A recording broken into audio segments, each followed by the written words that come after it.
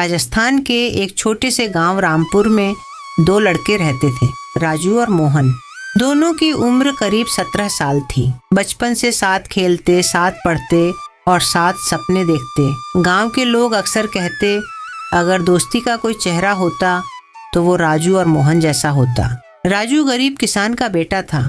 उसके पिता पूरे दिन खेतों में काम करते और माँ दूसरों के घरों में रोटियां बेलती थी।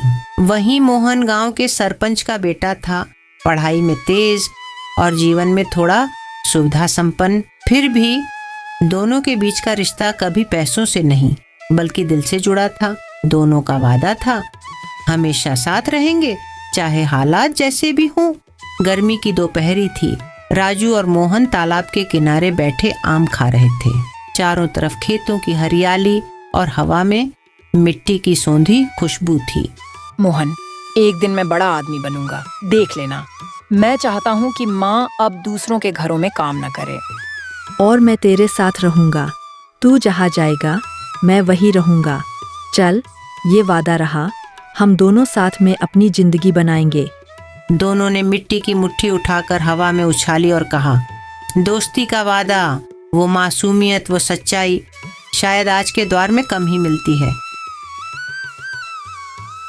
वक्त बीतता गया। दोनों ने गांव के स्कूल से 10वीं की परीक्षा दी।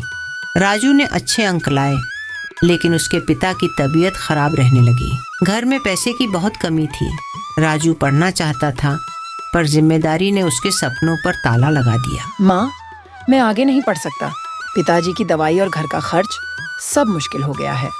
बेटा, मैं जानती हूँ तू पढ़ाई से बहुत प्यार करता है, लेकिन कभी कभी सपनों को रोकना पड़ता है ताकि परिवार जिंदा रहे।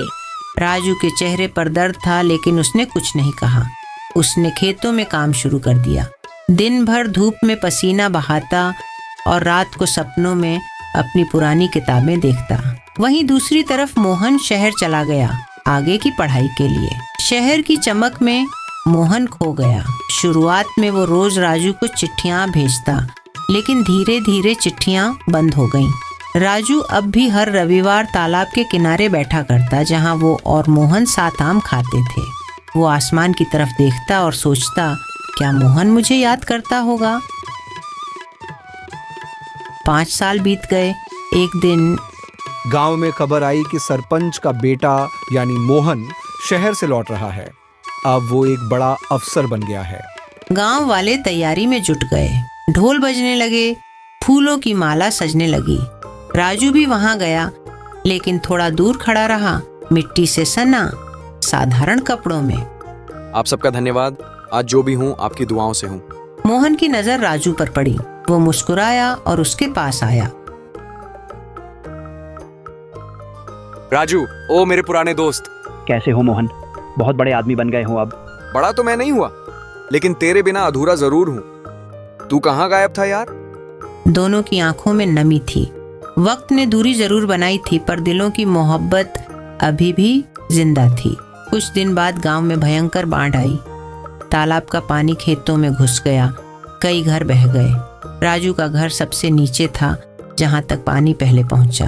राजू ने अपनी माँ को बाहर निकाला, लेकिन पिता छत पर फंसे रह गए। वो मदद के लिए दौड़ा, लेकिन पानी का बहाव बहुत तेज था। बचाओ, कोई है क्या? मेरे पिता फंसे हैं। गांव वाले डर के मारे पीछे हट गए। तभी मोहन आया। अफसर होते हुए भी उसने अपने जूते उतारे और पानी में कूद गया। मोहन, तू यहाँ क्या कर रहा है? पानी बहुत तेज है। राजू, जब तूने बचपन में मुझे नदी में डूबने से बचाया था, तब तू नहीं डरा था। अब मेरी बारी है। दोनों ने मिलकर राजू के पिता को बाहर निकाला, लेकिन तभी एक लहर आई और मोहन का पैर फिसल गया। मोहन, पकड़ मेरे हाथ को जल्दी।